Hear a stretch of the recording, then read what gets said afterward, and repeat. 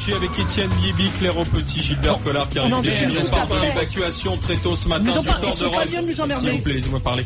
On parle de l'évacuation très tôt ce matin à Marseille du camp de Rome qui était installé depuis plusieurs semaines à la porte d'Aix. Arrêté d'expulsion. Je rappelle à Jean-Claude, ces gens-là, il y en a trop en ville. Ça provoque des problèmes d'insalubrité de voisinage. Je trouve la phrase malheureuse du reste. Finalement, le problème, il a été déplacé 350 mètres. Karim, tu voulais ajouter? Il faut arrêter. Ça veut dire quoi? Ça veut dire qu'il faut qu'on les mette à la périphérie de la ville pour le coup. Pourquoi on les voit pas quand on rentre dans Marseille? Il faut traiter le problème. C'est pas qu'il y en ait trop en ville. Quand tu habites le 15e, alors effectivement, c'est pas très grave. Effectivement, si tu as des ronds partout, donc c'est gênant dans le centre-ville pour l'image de la ville. Non, c'est pas un problème d'image. C'est un problème de fond. Non, mais Karim, encore une fois, moi je dis que Marseille aujourd'hui, mais plus que Marseille, je parle de ma ville parce que c'est d'elle dont on parle aujourd'hui, est une ville qui est pauvre. Est-ce qu'on l'appauvrit ou est-ce qu'on prend le taureau à bras le corps pour régler les problèmes? Elle est pauvre. Moi, je ne suis pas dans la stigmatisation des Roms, Étienne. Je dis que nous avons un problème et que la responsabilité des élus, c'est de traiter le problème. Et traiter le problème, tu dis, les renvoyer, ils reviennent. Je suis désolé, si tu les renvoies et si concomitamment, il y a une action européenne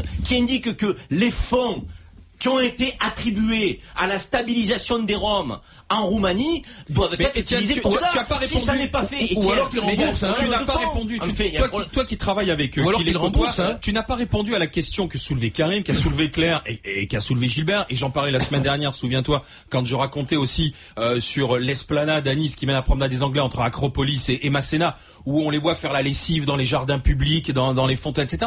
Ce problème du comportement, de la manière dont ils se tiennent et dont ils vivent au quotidien. Voilà. Ça, expliquez-moi, et après, dans 2 minutes, je donne la parole à Hergé au 32-16. Il faut s'imaginer dans la situation dans laquelle on est quand on est communautaire, c'est-à-dire qu'on est tous ensemble, qu'on est par une espèce qu'on appelle une famille élargie, c'est-à-dire en général une centaine de personnes, et qu'il n'y a aucun moyen de revenu réel. Donc en fait, ce n'est que de la mendicité et ce n'est que de la récupération. Ensuite, l'organisation, c'est du démerdage au quotidien, c'est-à-dire qu'on ne sait pas si le lendemain on va manger.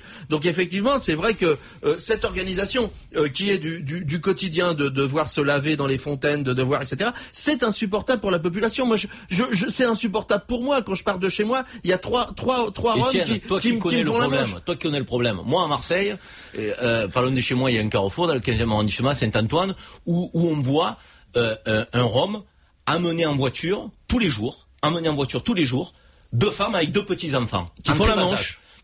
Ouais. Est-ce que tu penses que tu parles d'organisation? Non, il n'y a pas d'organisation. La police le sait. Il n'y a pas d'organisation. Non, donc le gars, il vient, il les dépose au même carrefour. Après, derrière, il va voir d'autres femmes qui sont déposées à la et alors il est en voiture.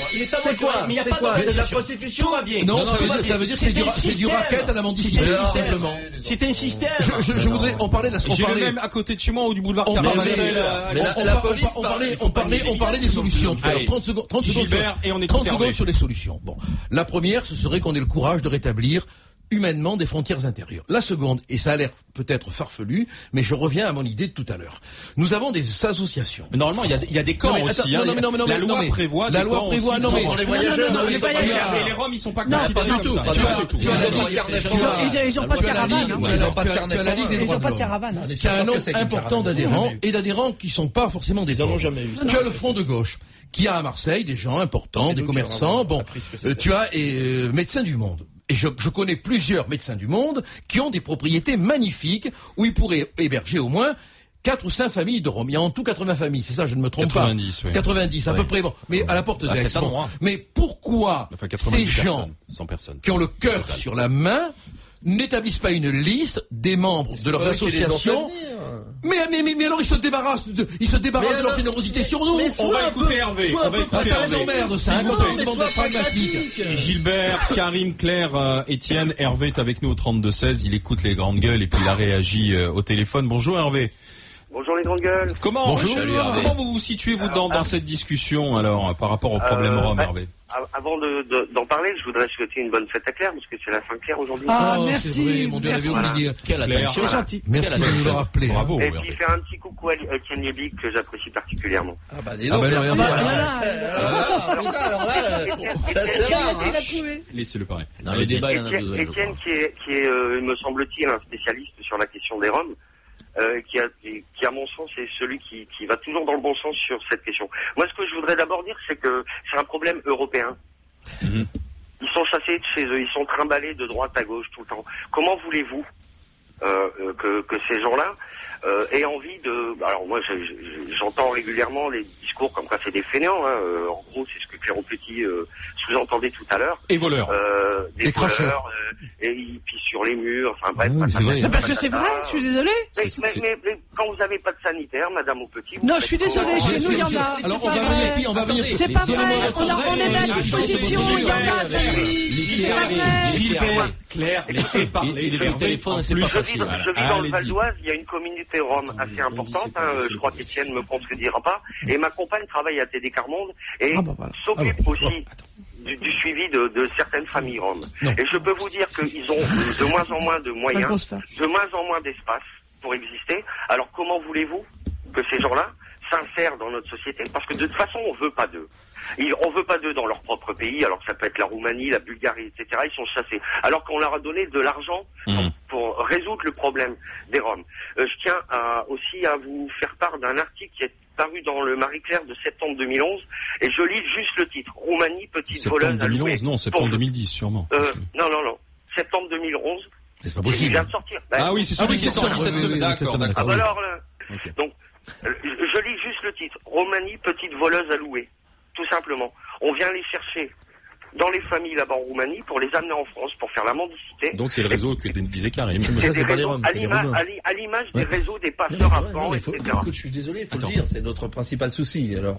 Oui, parce qu'Étienne fait la distinction entre les Roumains et les Roms. Évidemment, entre les Romanichels tels qu'on les appelle. Non, les Roms, qui est un... Non, rien à voir, mais Rome qui est un peuple. Allez-y, Hervé, finissez. Je crois qu'en plus, on fait pas mal d'amalgames. Rome, déjà, ça s'écrit R majuscule, R, un deuxième R, O-M-S, ce qui veut dire homme, être humain. Voilà. Ce sont des êtres humains avant tout. Et il faut savoir aussi, c'est quand même le premier vrai peuple européen.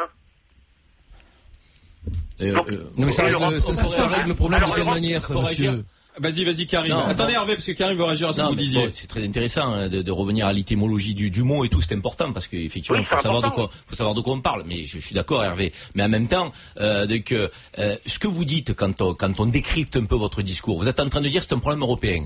Je pense qu'aujourd'hui, autour de la table, s'il y a des avis différents, tout le monde a dit que c'était un problème européen. Vous avez dit des mots. Pardon. D'accord avec toi, Karim. Oui, donc des moyens ont été alloués. Et encore une fois, Hervé, vous l'avez dit, donc à la Roumanie et à la Bulgarie, pour effectivement stabiliser ces populations et les aider à s'organiser. Cet argent, il n'a pas été à bonne destination. Deuxième constat. Troisième constat. Est-on capable, moi je pose une question simple, avec tout le bon cœur que j'ai et la générosité, aujourd'hui, est-on capable de traiter correctement, pas en faisant semblant, pas un pansement sur une jambe de bois, parce que moi, déplacer les Roms d'un point A à un point B, on l'a déjà fait.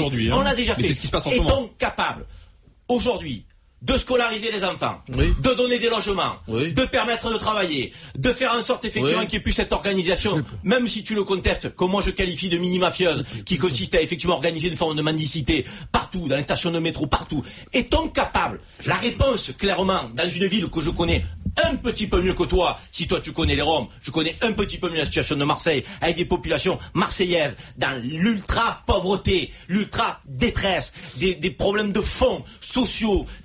J'ai dit les chiffres tout à l'heure. 25% de la population dessous du seuil de pauvreté. Qu'est-ce qu'on veut? Gagner 52%? Mais est-ce que c'est faire une ville? Attends.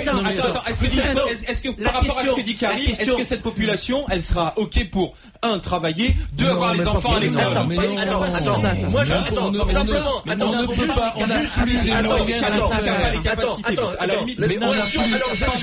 je connais pas Marseille. On n'a plus les moyens de le faire. Je connais pas Marseille. Je jure sur Montreuil, les familles avec lesquelles je travaille sur Montreuil, qui sont des Roms roumains nouvellement arrivés, 100% des enfants sont scolarisés. 100% des enfants sont scolarisés.